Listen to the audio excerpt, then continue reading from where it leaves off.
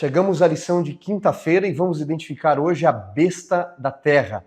Em meio ao grande conflito, o diabo levantaria poderes no mundo material para destruir, para perverter, para perseguir o povo de Deus. E assim como em Daniel, capítulo 7, ele vê o leão, o urso, o leopardo, um animal terrível e espantoso.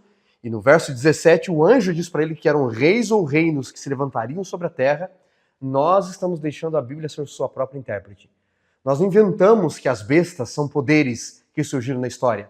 O próprio anjo disse a Daniel que seria assim, e Daniel também é um livro profético. Hoje nós vamos falar da besta da terra. Abra sua Bíblia, por favor, em Apocalipse capítulo 13, verso 11.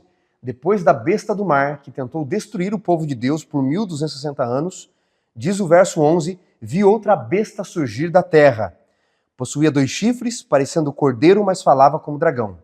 Exerce toda a autoridade da primeira besta na sua presença e faz que a terra e seus habitantes adorem a primeira besta, cuja ferida mortal foi curada. Opera sinais e maravilhas, de modo que até fogo faz descer do céu diante dos homens. Seduz os que habitam sobre a terra com os sinais que lhe foi dado executar. Amigos, de onde João tira essa imagem?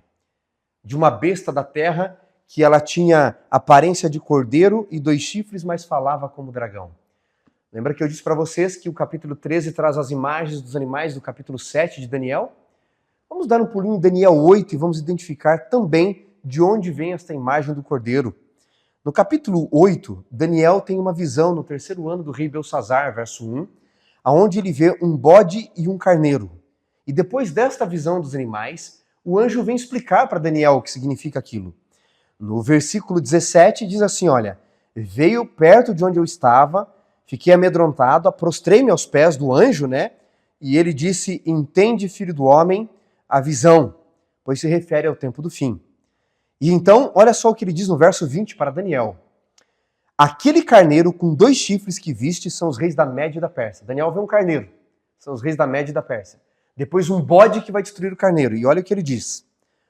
O bode peludo é o rei da Grécia. O chifre grande entre seus olhos é o primeiro rei. Quem foi o primeiro rei do Império Grego Macedônico? Alexandre o Grande. Portanto, animais se referem a poderes que se levantariam. E note que a Média e a Pérsia, aqui no capítulo 8, ela é identificada, enquanto que a Grécia é identificada por um bode peludo com um chifre grande no meio da testa, o carneiro é identificado na Média e a Pérsia, um carneiro com 2 chifres. E por que lá no capítulo 13 de Apocalipse, João vê depois de Roma papal, que perseguiu de 538 com o bispo Virgílio recebendo poder, até 1798 o povo de Deus, quando Beltier, na Revolução Francesa, general de Napoleão, invadiu Roma e prendeu o Papa Pio VI, acabou a supremacia papal. Por que agora, depois da supremacia papal, o Apocalipse identifica um poder que viria, parecido com um cordeiro com 2 chifres e fala como dragão? O cordeiro aqui, o carneiro, ele é a Média e a Pérsia. É dali que João tira a imagem, Daniel 8. E a Média e a Pérsia, preste bem atenção para entender o capítulo 13. A Média e a Pérsia, elas foi um reino, ela foi um reino bom ou ruim para o povo de Deus? O que é que você acha? Foi um império bom ou ruim? Note que a Média e a Pérsia começa falando como cordeiro, porque ela dá liberdade para o povo de Deus. É Ciro, no ano 539, que vai promulgar um edito libertando o povo de Deus, cumprindo a profecia de Jeremias de que o cativeiro duraria 70 anos. São eles que vão permitir que Jerusalém seja reconstruída, os muros sejam reconstruídos ali na época de Esdras e Neemias. Então a Média e a Pérsia começa falando como um cordeiro, começa dando uma certa liberdade e proteção para o povo de Deus. Mas quando você lê o livro de Esther, já leu o livro de Esther? O que é que você encontra ali com o rei Assuero? Um edito de morte para o povo de Deus. Tem toda uma trama. Então aquela Média e a Pérsia, que começou dando liberdade na época da rainha Esther, termina promulgando um edito de morte. Eu disse para vocês que o povo de Deus sempre foi perseguido. No início da semana eu falei isso. Este poder que se levantaria no tempo do fim, Apocalipse 13, depois de Roma pagã, de Roma papal, depois que a besta do mar receberia uma ferida mortal, esta besta da terra, ela começa falando de liberdade. Ela começa protegendo o povo de Deus das perseguições, mas terminaria como um dragão, levantando uma imagem à besta e obrigando todos a adorarem ela de novo. Ellen G. White, no livro Grande Conflito, identifica a besta da terra como Estados Unidos da América. O povo da Europa fugiu para ali, os peregrinos, buscando liberdade, proteção e liberdade religiosa.